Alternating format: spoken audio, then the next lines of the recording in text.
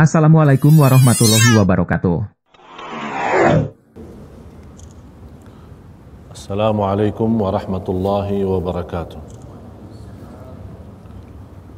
Alhamdulillahi rabbil alamin, wa ashhadu an la ilaha illallah wahdahu la syarika lah waliyus salihin, wa ashhadu anna sayyidana wa nabiyyana Muhammadan abdullahi wa rasuluh as-sadiqul amin. Allahumma salli wa sallim wa barik ala sayyidina Muhammad wa ala alihi wa sahbihi wa man tabi'ahum bi ihsanin ila yaumiddin. Subhanaka la ilma lana illa ma 'allamtana innaka antal alimul hakim. Maha suci Allah, kami tidak mempunyai ilmu apa-apa, hanya saja apa yang diberikan oleh Allah Subhanahu wa ta'ala.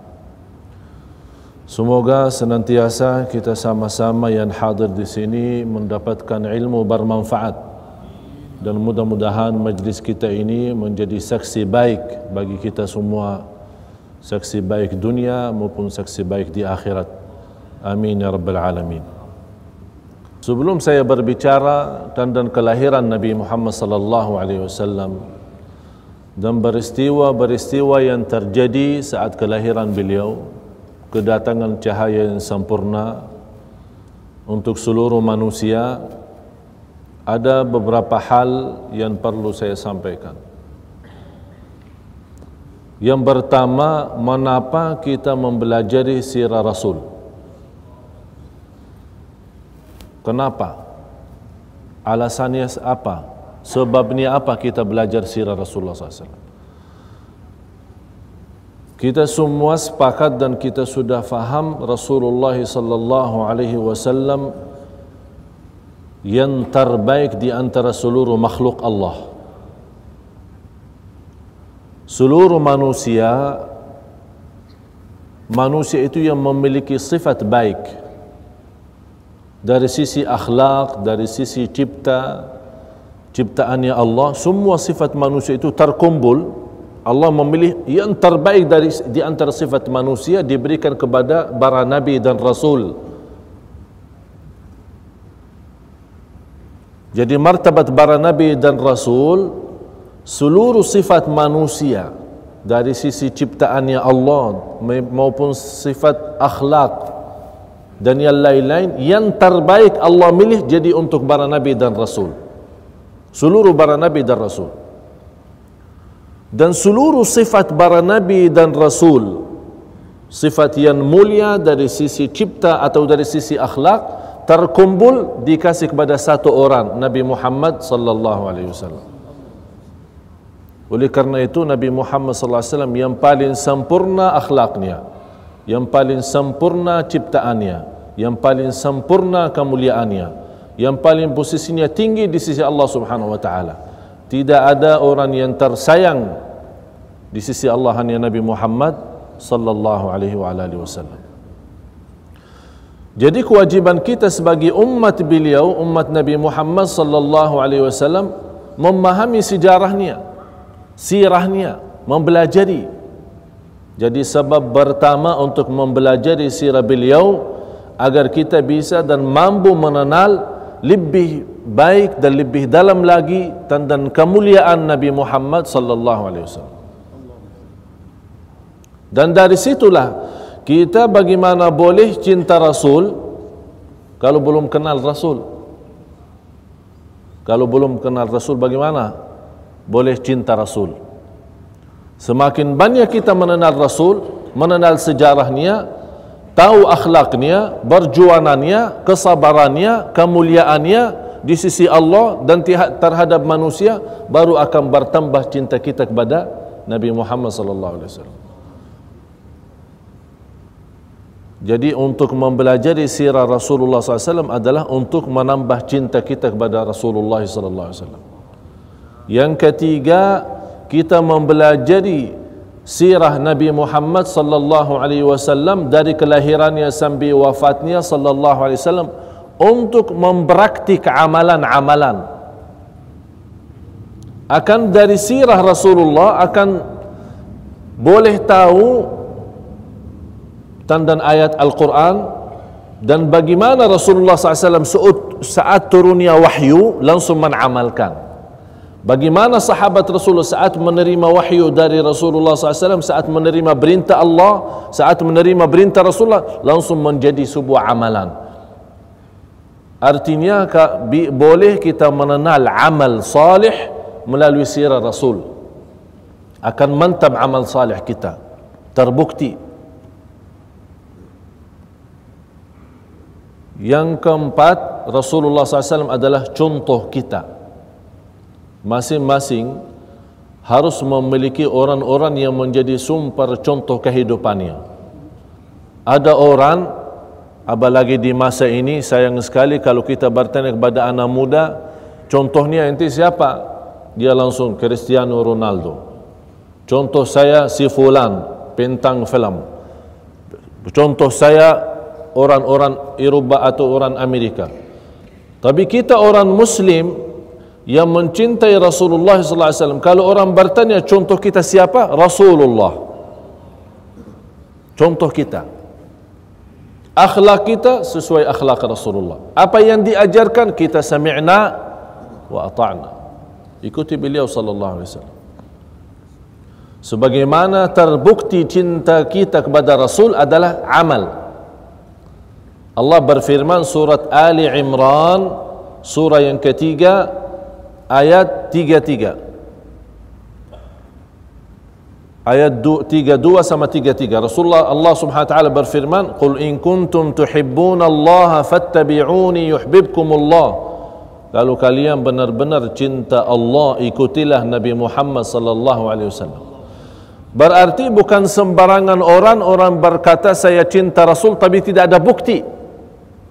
Tidak ada bukti untuk mengikuti sunnah Rasul. Orang cinta Rasul tapi tidak pernah salat berjamaah. Orang cinta Rasul tapi durhaka kepada orang tua. Orang cinta Rasul tidak bisa amanat dan jujur. Orang cinta Rasul, ini namanya percintaan yang bohong. Tidak benar. Kalau kita bertanya cinta Rasul, dia langsung jawab, oh percintaan saya kepada Rasul ada di dalam hati saya. Terus amal, urusan lain katanya. Tak boleh macam itu. Contohnya, ada seorang istri berkata kepada suaminya, kamu cinta saya? Ya, saya sebagai suami ya cinta istri. Istrinya minta, ya udah boleh, saya mau belanja dari mall, tolong belikan sesuatu untuk pakaian bagus atau apa saja barang-barang berharga. Apa jawaban suaminya? Oh, cinta saya kepadamu di dalam hati. Apakah istrinya boleh percaya? Apa gunanya kalau waktu dia mau belanja tidak dibelikan? Kalau istrinya minta uang, minta apa, tidak dikasih. Tapi kata suaminya, saya cintamu, tapi cinta saya dalam hati. Tidak ada gunanya. Harus ada praktik, harus ada amal, harus ada bukti. Dan begitulah cinta kita kepada Rasul ada buktinya. Rasulullah sallallahu alaihi wasallam sebagai manusia yang terbaik. Jamaah sekalian yang dimuliakan Allah Subhanahu wa taala, sallu ala Rasulillah. Kalau saya berkata sirah Rasul, saya yakin tidak cukup dalam satu hari maupun satu bulan. Barangkali satu tahun belum tentu habis. Banyak hikmah, banyak pelajaran, banyak rahasia.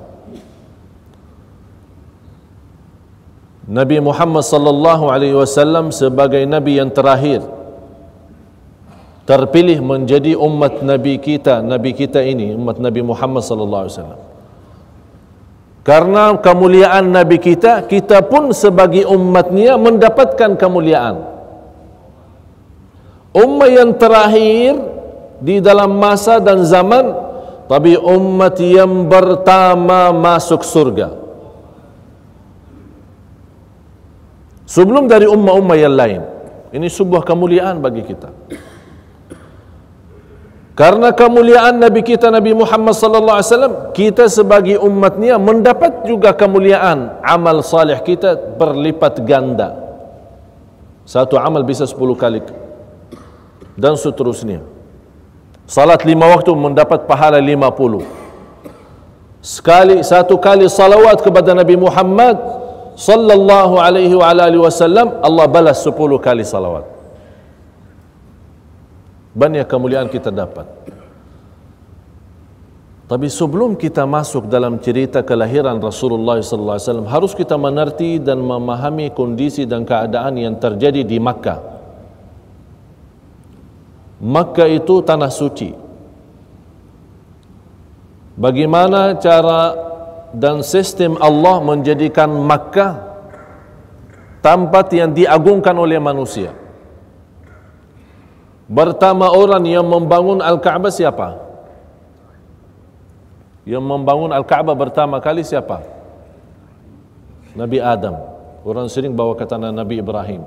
Nabi Ibrahim alaihissalam mengulang bangunannya.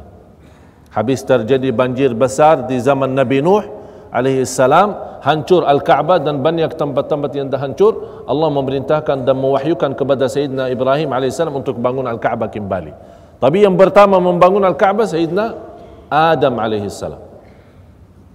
Dan terbukti dari banyak ayat dan banyak sejarah-sejarah para nabi, semua para nabi dan rasul sudah datang ke Makkah itu. Berarti semua para nabi dan rasul sudah haji. Walaupun cara haji itu berbeda dengan syariah Islam sama syariah yang terdahulu. Rasulullah SAW bersabda di hadis sahih, "Ma min nabiyyin illa wa hajjal bait." Tidak ada nabi sudah haji. Semua.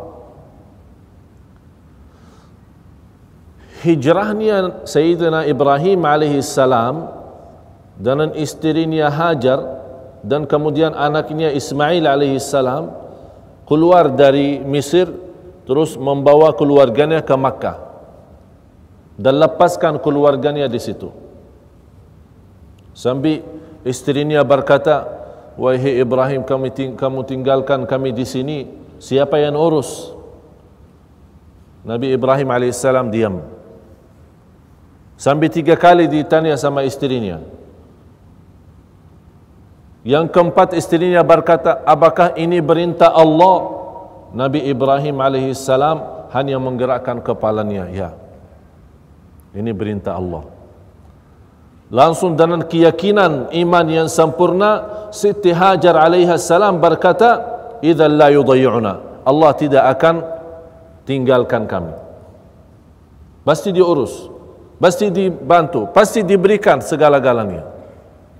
Disitulah tinggalnya Siti Hajar dan anaknya Ismail alaihissalam. Beberapa lama belum cerita Zamzam, kita tidak akan membahas titil-titil sejarahnya. Cuma saya memberikan singkat-singkat saja. Sambil Nabi Ismail sudah menjadi besar dan bernikah dengan seorang wanita dari turunan Bani Jurhum. Yang akhirnya Bani Jurhum itu yang datang dari Makkah, dari Yaman ke Makkah, dan mereka tempati di situ. Sambil lama-lama Jurhum menguasai Makkah. Terjadi perang besar antara Jurhum dan Ghatafan. Ada kabilah namanya Ghatafan. Terjadi antara Jurhum dan Ghatafan, berita atau perang besar, akibatnya dikalahkan oleh Jurhum. Akhirnya Jurhum bubar dari kota Makkah, tidak ada siapa-siapa. Karena Jurhum merasa sudah tidak mampu melawan Ghatafan, akibatnya mereka meredam sumber Zamzam, ditutupi oleh mereka. Nanti ada cerita untuk pertemuan yang akan datang, ada cerita bagaimana cara terlihat atau terbukti posisi dan lokasi Zamzam. Karena di zaman Quraisy Zamzam tidak ada, sudah tertutup. Orang tidak tahu, ada cerita ada air Zamzam, ada air Zamzam, tapi di mana tidak ada karena sudah tertanam dalam tanah. Disitulah muncul cerita-cerita sambil Ghatafan menguasai Makkah, ada riwayat 400 tahun, ada riwayat 500 tahun. Akhirnya kembali kekuasaan Makkah itu kepada keluarga turunan Nabi Ismail, mulai dari Qusay. Habis meninggal Qusay diserahkan kepada Abdi Manaf. Habis Abdi Manaf diserahkan kepada Hashim. Habis dari Hashim diserahkan kepada Abdul Muttalib. Habis Abdul Muttalib diserahkan kepada anaknya Abu Talib. Inilah ceritanya bagaimana keluarga Rasul bisa dan boleh menguasai Makkah dan membantu para jamaah haji. Terjadi di Makkah banyak peristiwa. Orang Arab yang ada di sekeliling Makkah sangat mengagungkan Al-Ka'bah. Walaupun terbukti dalam sebuah hadis yang sahih, walaupun keadaan mereka waktu di zaman Quraisy karena zaman jahiliyah masih mengagungkan Al-Ka'bah, tapi kalau mereka tawaf dalam keadaan telanjang, tidak pakai apa-apa. Na'udzubillah. Tawaf tapi tidak pakai baju, tidak pakai pakaian. Dan sekeliling Al-Ka'bah ada lebih dari 360 patung yang disembah selain Allah. Jadi walaupun mereka mengagungkan Al-Ka'bah, tapi di samping Al-Ka'bah itu mereka masih mengagungkan pelihara atau batung-batung yang dibuat oleh mereka.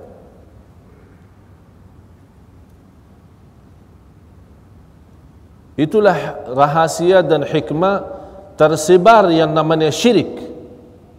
Dan selalu Allah Subhanahu wa taala, kalau kita melihat dari sejarah para nabi dan rasul, mulai dari zaman Nabi Nuh alaihi salam, sejak zaman Nabi Adam sampai zaman Nabi Nuh ada 10 abad. Selama 10 abad itu tidak ada berbuat syirik, semuanya tauhid. Tidak ada yang berbuat syirik. Sambil datang satu zaman muncul orang salih, 5 orang salih. Yasu' wa Yaghuth wa Ya'uq wa Nasra.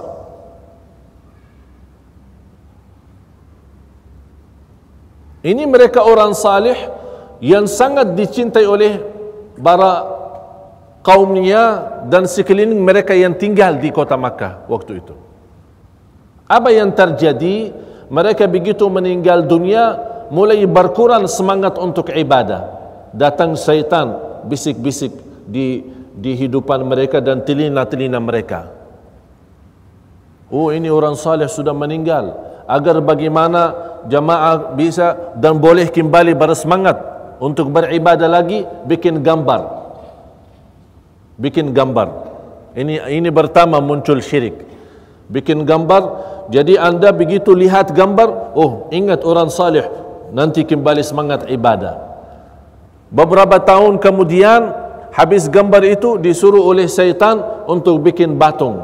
Tapi tidak disembah. Oh, ini hanya untuk kenang-kenangan, untuk ingat mereka, untuk mengagungkan mereka. Muncul batung-batung. Pertama gambar, terus batung-batung. Lama-lama keturunan mereka bertanya, ini batung buat apa? Kata syaitan, ini batung-batung untuk minta kepada Allah tapi lewat mereka. Minta kepada Allah lewat mereka. Kalau mau berdoa tak sampai, harus lewat ini. Yaghuth wa Ya'uq wa Nasra. Ini lewat ini mereka orang saleh. Kalau langsung tak boleh. Itu yang diwahyukan. Mereka percaya.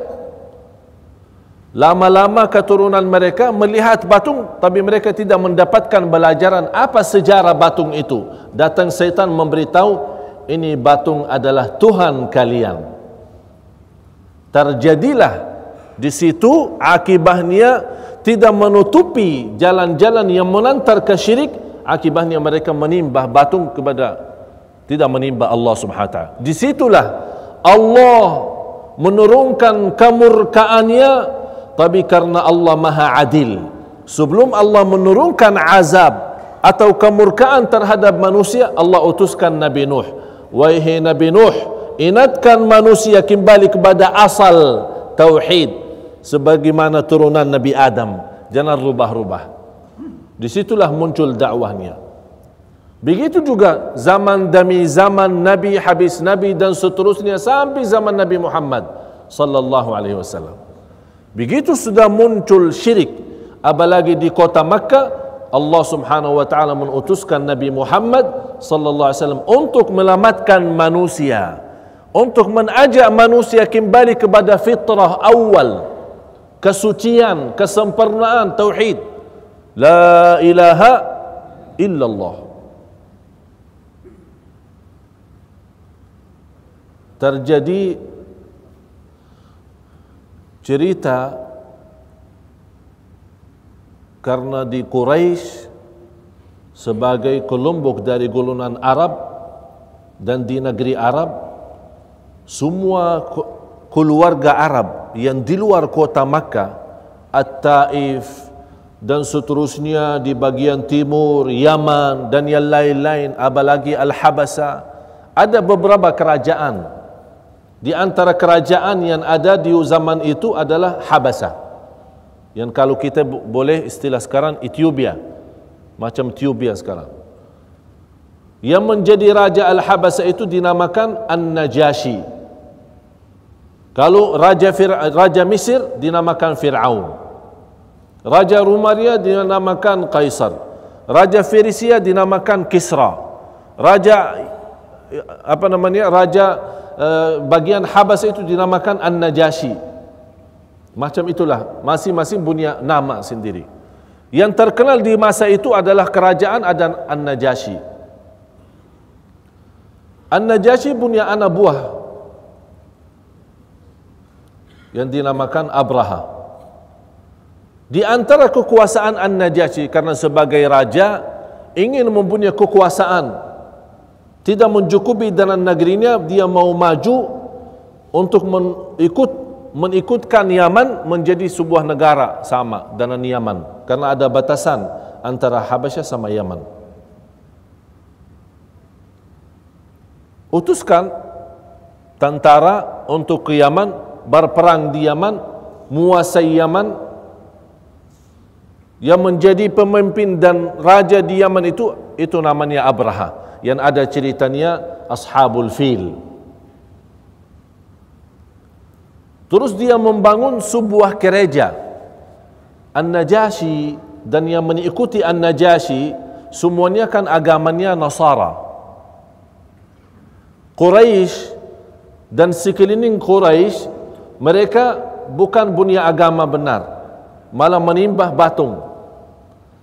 Jadi sekarang kita fikirkan, mana yang benar antara Quraisy sama Nasara di masa itu? Mana yang paling benar? Yang paling benar Nasara. Agamanya lebih baik daripada agama Quraisy. Karena sebelum Islam, masih agama yang terbaik di dunia atau di bumi adalah Nasara. Sebelum datangnya Islam, menghapus hukum agama yang sebelumnya. Kan ada Yahudi, habis Yahudi terhapus hukumnya dengan agama Nasrani, habis Nasrani terhapus hukumnya dengan agama Islam, dan tidak agama sesudah Islam. Oleh karena itu, apapun yang terbaik, yang bagus di agama sebelum Islam sudah terkumpul di dalam Islam. Apapun yang berkurang di agama sebelum Islam sudah disempurnakan oleh Islam. Oleh karena itu, Allah Subhanahu wa taala berfirman, "Al-yawma akmaltu lakum dinakum wa atmamtu alaikum ni'mati wa raditu lakumul Islam madina." Agama Islam salah satu agama yang telah diridai Allah Subhanahu wa taala. Oleh karena itu kita sering baca doa, raditu billahi rabba wa bil islami dina wa bi Muhammadin sallallahu alaihi wasallam nabiyyan wa rasula. Abraha membangun sebuah gereja yang terbesar di negeri Yaman. Alasannya apa? Dia mendengar berita orang Arab punya rumah. Ya, istilah dulu kan dinamakan rumah. Ya, istilah kita, bahasa kita Ka'bah. Kenapa orang Arab mengagungkan Al-Ka'bah? Kata Abraha, saya akan bangunkan sebuah gereja yang diagungkan oleh semua manusia. Niat Abraha apa? Niat Abraha untuk membawa manusia yang mengagungkan Al-Ka'bah untuk datang kemari agungkan gereja yang ada di Yaman. Biar orang berpaling dari Al-Ka'bah.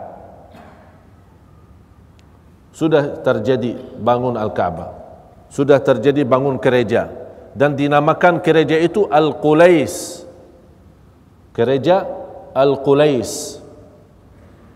Sekelompok manusia dari kelompok Quraisy dengar berita, ada informasi, mereka mendengar berita ada seorang membangun gereja yang besar untuk memperpalingkan manusia dari Makkah ke gereja itu.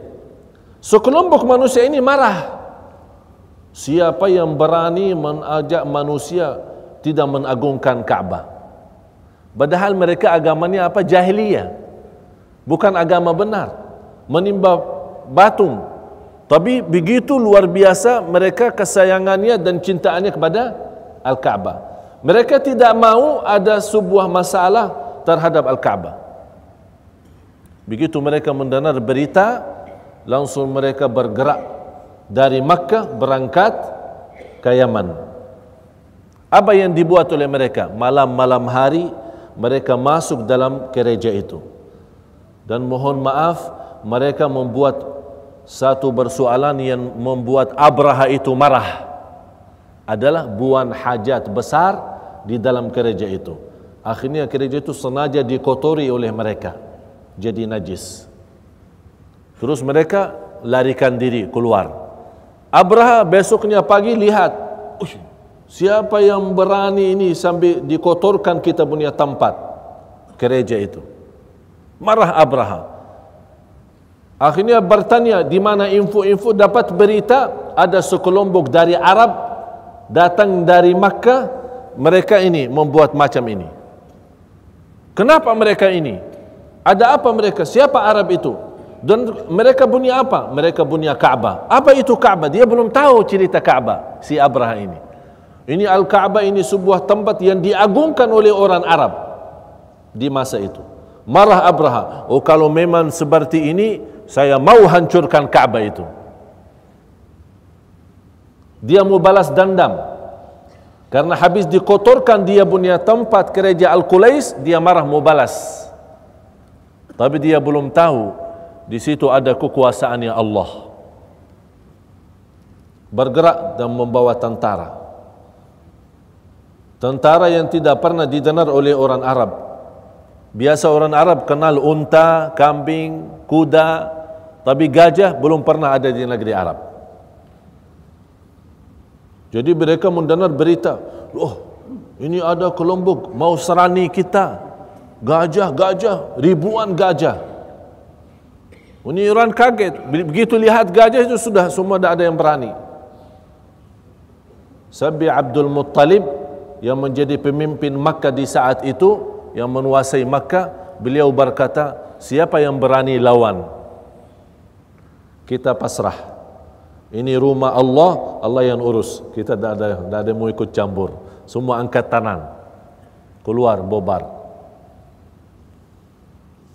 Terjadilah cerita yang insya Allah kita akan sama-sama belajari, dan kita akan sama-sama mendalami berita kejadian dari cerita Abraha terhadap Ka'bah dan apa yang dibalas oleh Allah Subhanahu wa taala. Dan kenapa Allah Subhanahu wa taala mengagungkan dan melamatkan Ka'bah, padahal yang menguasai Ka'bah waktu itu adalah kuffar Quraisy.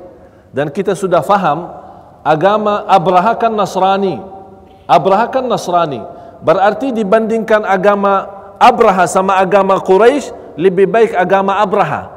Tapi kenapa Allah bertolongkan, memberikan pertolongannya kepada Quraisy bukan kepada Abraha, padahal Abraha agama yang lebih baik daripada agama Quraisy? Inilah cerita rahasia itu untuk menyambut kedatangan Nabi Muhammad sallallahu alaihi wasallam, dan kemudian hikmahnya agar semua manusia tahu Ka'bah itu sangat agung di sisi Allah. Walaupun Allah menolong kufar Quraisy, padahal Abraha dan kaum Abraha agamanya lebih baik daripada agama kufar Quraisy. Mudah-mudahan dalam pertemuan yang akan datang Allah berikan kemudahan dan mudah-mudahan kita sama-sama mendapatkan ilmu bermanfaat. Walhamdulillahi rabbil alamin wa sallallahu ala sayyidina Muhammad wa ala alihi wa sahbihi wasallam. Jamaah sallu ala Rasulillah.